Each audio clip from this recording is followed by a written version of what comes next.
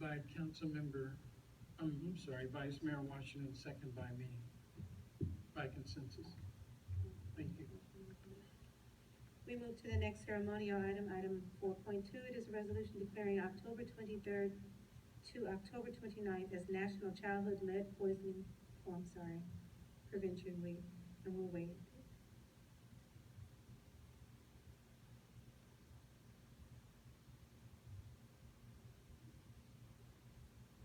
Congratulations again.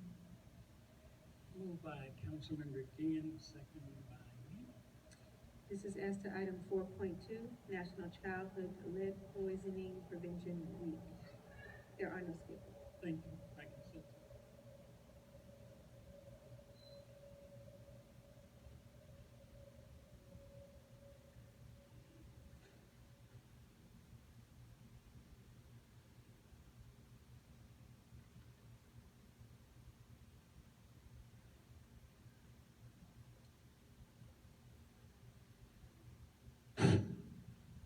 Members of council, it is truly an honor for me to be filling in for the president of the council and presenting this resolution.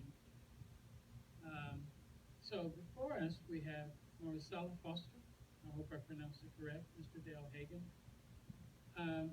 We have all seen in the news recently about how dangerous and damaging lead can be for our children. In Flint, Michigan, where nearly all the children will deal with permanent damage, such as lower IQs, developmental delays. We used to think that a little bit of lead was not a big deal, but doctors now know that there is no safe level of lead for our children. Our water may be safe in Oakland, but we still have a problem with chipping lead paint. We still have one of the highest rates for lead poisoning in the state. I encourage all the folks with young children to get them tested for lead exposure, and I will let Ms. Foster tell us a little bit more about the problems and their work here in the county of Alameda and in our respective cities. Thank you. So first off, I'm delighted that the city of Oakland decided to adopt a resolution for National Childhood Lead Prevention Week. Thank you. And we have a long-standing relationship with the city of Oakland. The county lead program, which I'm the director of, was actually established in 1991 by the work that was done by Advocacy Pueblo, People United for Better Oakland. They actually were the ones that started the program and insisted that the county put together a program for lead-poisoned kids. So did you know that over 1,200 children in the city of Oakland in a 5-year period have been affected by lead? This is an environmental preventable disease. And this has long-term impact on children's productivity and also in their role in society. So it's critical that all of us take a responsibility in ensuring that our children get tested at the age of 1 and 2 years old.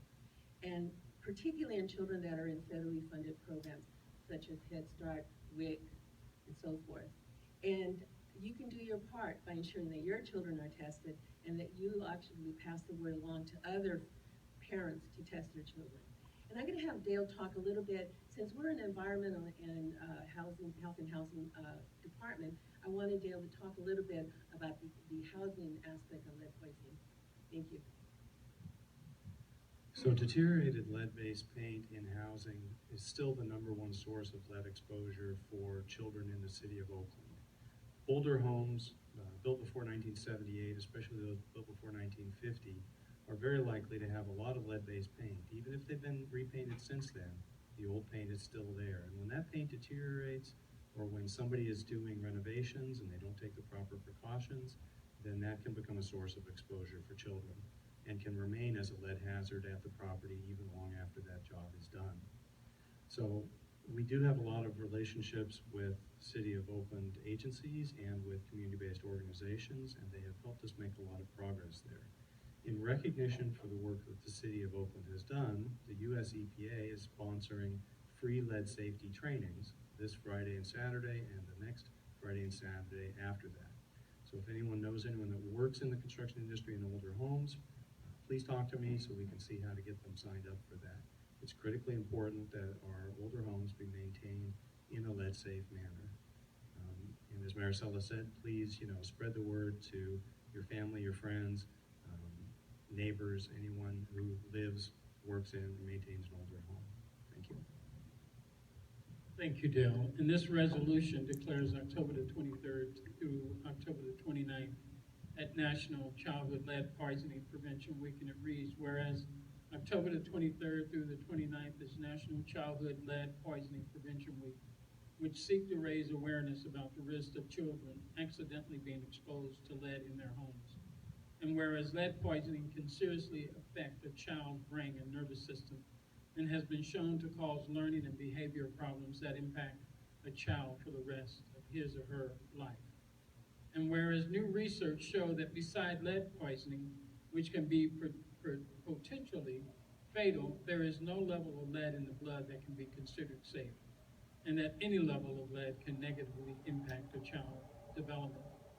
And where in California, children are exposed to lead through a number of pathways by ingested lead-contaminated dust, paint chips from deteriorating lead-based paint, lead-contaminated soil, traditional home remedies, and imported spice, candies, and other food products from exposure to lead dust, brought homes on parents' work clothes, certain import ceramic, pottery, and painted objects, and through certain activities that involve lead products such as soldering, making stained glass, and handling bullets of fishing sinkers.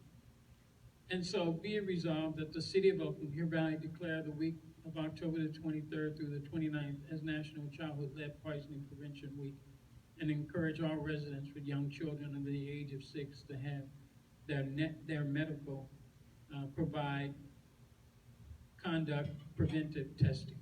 So please accept this on behalf of the City Council, and please accept our thanks to both of you and to your respective staff with all that you do to make our children safe and to make our community a safe place for us to live and to raise our families.